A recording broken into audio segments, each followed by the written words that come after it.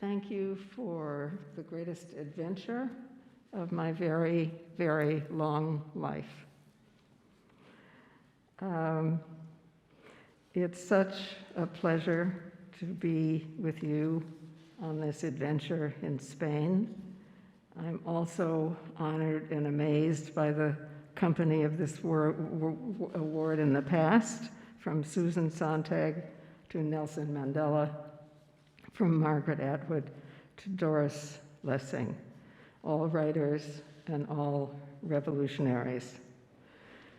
First, I have to thank Socorro Suarez Lafuente, who nominated me, and the jury for accepting that nomination, and the royal family and the Princess of Asturias Foundation for the generous honor. This is the first time I have received an award that bears a woman's name.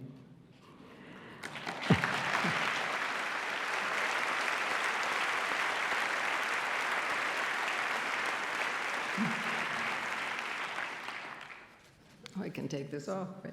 Okay. When asked to describe myself, I say writer and organizer. I suppose what those two occupations have in common is the lack of an employer.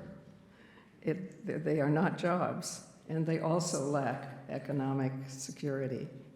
On the other hand, it's also true that no one can fire you. I have to say that this is a great reward for insecurity.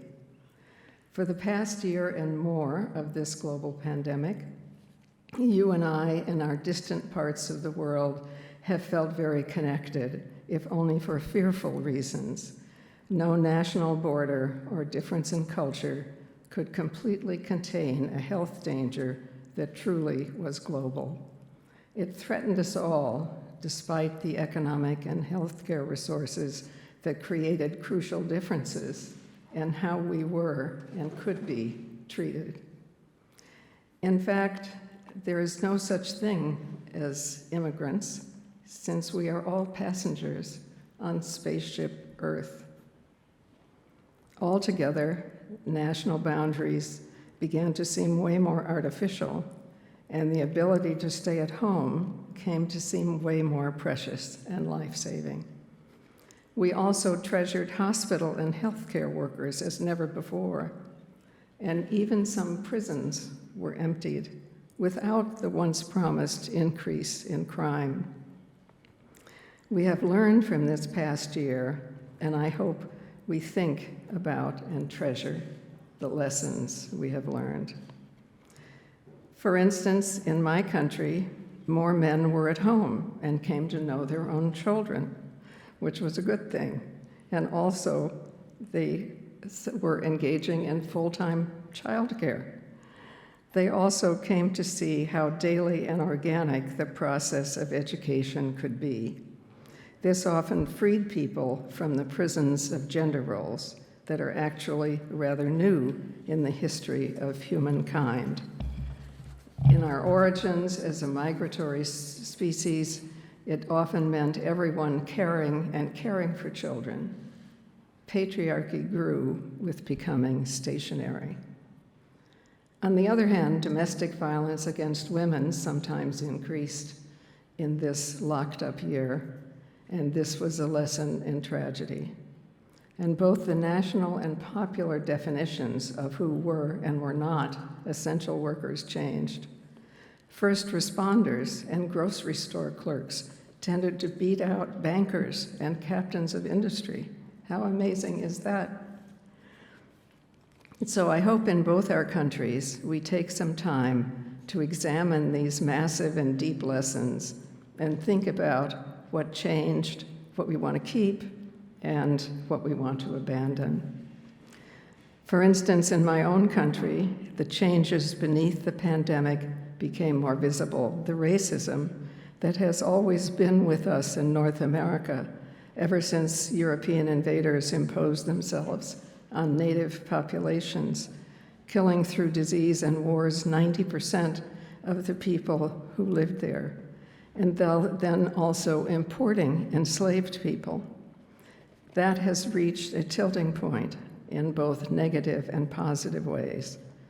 The third of the country that values whiteness and that elected Donald Trump, perhaps the least qualified and most divisive president in US history, made political what had long been personal. It even caused a group of white men to try to take over the Capitol, as you probably saw on television. Yet because this time, contrary to rock lyrics, the revolution was televised, the racial and gender views that restricted this so-called revolution to a minority also caused the biggest outcry in history. It came from many men and most women and helped to make Black Lives Matter a majority movement. I hope that we will each bring our lessons with us and have more and deeper talking circles about what we have learned in this time of pandemic and emergency. What do we treasure? What do we want to keep? And what do we wish to change? What I thought about most often in this past year was the prophecy of Native people of the Cherokee Nation. They who were, of course, the residents of North America before Europeans arrived and occupied, and also killed 90% of the occupants with diseases to which they had no immunity. Their prophecy was this: the earth, which is a living being, will sense that its oxygen-producing forests are being destroyed, its oceans and atmosphere are becoming too warm and deprived of oxygen by burning fossil fuels, and its people too divided by the accident of being born with more or less melanin in our skin. And so this living earth, as it is through space, will simply shrug us off and start over. I have to say, this was something of a comfort. Yet now that I have seen my own city of New York come back on the streets, thousands, but not only, of young women marching and a great rebellion, I also notice more laughter. And I would like to say that laughter is the one free emotion. It is the only one that cannot be compelled. You certainly can make someone afraid. You can even make someone believe they are in love if they are kept separate and dependent for long enough. Even in kidnappings, the so-called Stockholm Syndrome has become the name of the phenomenon of captives beginning to identify with the captor. But you cannot force someone to laugh, really and sincerely laugh. That's why it is a proof of freedom. In my home country, Native Americans recognized this by creating a god of laughter, neither male nor female, sometimes portrayed as a coyote, sometimes as the god of spontaneity, but always unpredictable. And what I have learned from this and noticed to be true in practice is laughter is a proof of freedom. I have learned to think twice about any meeting, including religious meetings, in which we are not allowed to laugh. I have learned to also from authoritarian figures like Hitler and Stalin, who seemed most afraid of and punishing of being laughed at.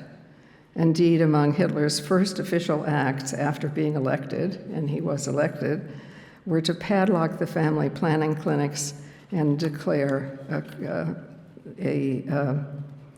a crime against the state, laughter, a crime against the state. What he feared most was being laughed at. And incidentally, so did Donald Trump. By treasuring such freedoms as laughter in the moments, we will preserve freedom forevermore. And I am so grateful to the symbol of freedom that this country provides, that each of you provides, and that I am so honored to be a part of. Thank you.